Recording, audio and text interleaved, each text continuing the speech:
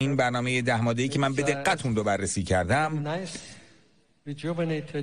یک در واقع حتی بر اساس قوانین آمریکا بگیریم بروز شده قانون اساسیش هست.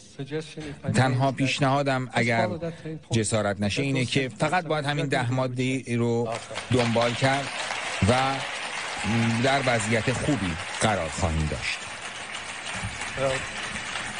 دکتر غریب، خیلی ممنون از شما دکتر غریب به خاطر این فرصتی که دادین. خیلی مفتخر بودم به عنوان یک ایرانی، یک استاد ایرانی و یک مهندس و یک دانشمند. خیلی مفتخرم که کسی مثل شما اینجا هستید و از مقاومت حمایت میکنید. خیلی ممنون.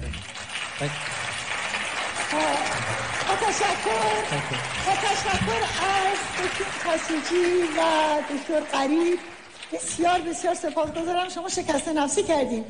من هر بار که از شما سوال میکنم برای اضافه شدن بر علوم خودم و استفاده از اونه. این نکته اول. اما دلم میخواست قدردانی کنم از صحبت‌های شما و به